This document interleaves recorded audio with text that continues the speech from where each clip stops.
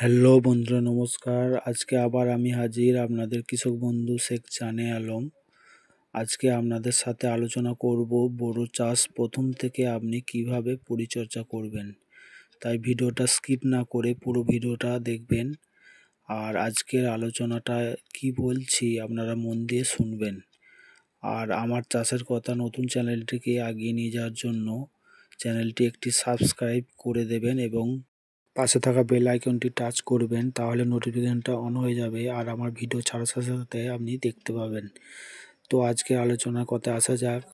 প্রথমে যেটা করবেন, জমিতে জল পড়ার আগে বিঘা পিছু 20 বস্তা জৈব সার ছড়িয়ে দেবেন। জল দেবার আগে আর একটা কাজ করবেন, সেটা হলো জমির চারদিকে আলের ধারগুলি জঙ্গল মারা স্প্রে করে দেবেন। এতে করে আলের ধারের ঘাসগুলি জ্বলে যাবে আর মাটিটা নরম থাকবে, আর মাটি নরম থাকলে ছাঁচ নেবার সুবিধা হবে। এরপর জমিতে যখন জল দেওয়া হয়ে যাবে, প্রথমে বড় পাওয়ার টিলারের রোটার দিয়ে একটা চাষ দিয়ে নেবেন। এরপর হালকা করে আলধারগুলি কোদালে করে সেটে দেবেন।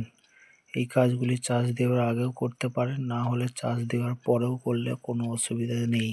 বড় ধান রোপণের ক্ষেত্রে আপনি একটা চাষ দিয়ে কাদা করতে পারেন, আর যদি মনে করেন দুটো চাষ দিয়ে কাদা করব, তাহলে একটা চাষ দেওয়ার পর 2-3 দিন বাদে আবার একটা চাষ দেবেন।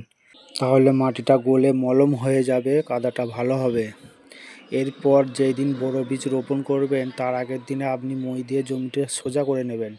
আর মই দেওয়ার আগে 28 গোমর বিঘা পিছু 20 কেজি করে, অনুখাদ্য 3 কেজি করে এবং ঘাস মরা 150 ml এবং 10 গ্রাম রেজার সাথে মিক্স করে ছড়িয়ে দিতে হবে। আর যদি এই রাসায়নিক সার না পান, আপনি 14-35-14 গোমরও দিতে পারেন। আর একটা জিনিস আপনি দিতে পারেন কাদা করার সময়, সেটা হলো সরিষার খৈল। এই বিঘা প্রতি 20 কেজি আপনাকে দিতে হবে। খৈল দিলে গাছ শক্ত হয় এবং ধানের কালার ভালো হয় আর ধানের ওজন বৃদ্ধি করায়, তাই খৈল দিতে পারলে ভালোই হয়।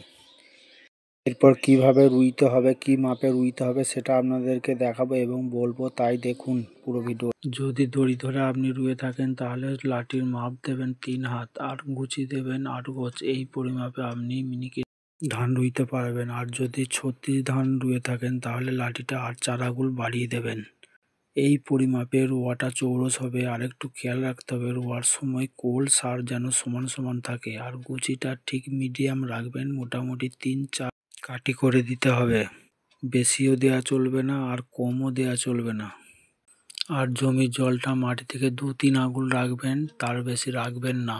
জমিতে বেশি জল রাখলে রোয়া ধরতে টাইম লাগবে, তাই বেশি জল রাখবেন না।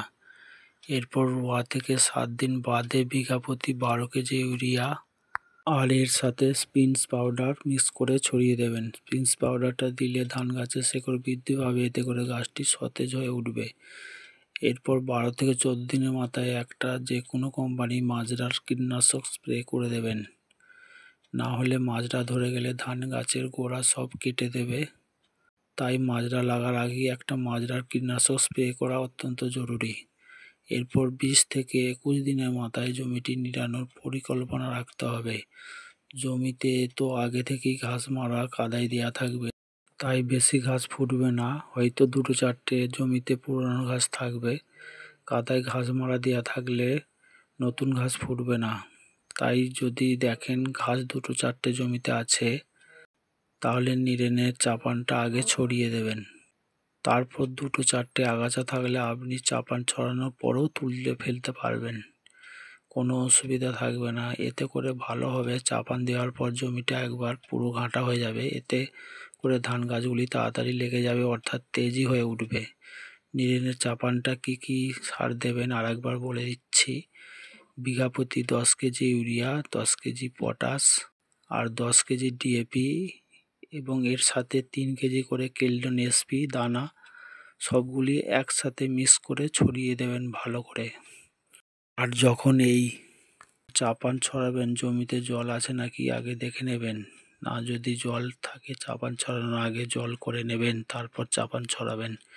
তার কারণ হচ্ছে, চাপান ছড়ানোর পর 5-7 দিন জল করা চলবে না। জল না দিলে জমির মাটিটা টেনে যাবে, ধান গাছের গোড়াটা শক্ত হবে, এতে করে ধান গাছের কাঠিগুলোও শক্ত হবে। প্রথম পর্যায়ে এইভাবে পরিচর্যা করুন। এরপরে মধ্যম পর্যায় থেকে শেষ পর্যায় পর্যন্ত কি করতে হবে পরের ভিডিওতে দেখাবো।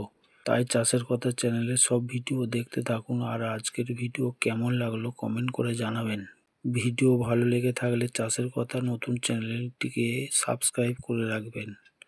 আর বেল আইকনটা টাচ করে নোটিফিকেশনটা অল করে রাখবেন। তাহলে আমার ভিডিও ছাড়ার সাথে সাথে আপনি দেখতে পাবেন। আর চাষের বিষয়ে আপনি যদি কোনো কিছু জানতে চান, আপনারা আমাকে কমেন্টের মাধ্যমে জিজ্ঞাসা করতে পারেন। আমি আপনাদের রিপ্লাই দিতে থাকব। আজ এখানেই শেষ করছি। ধন্যবাদ।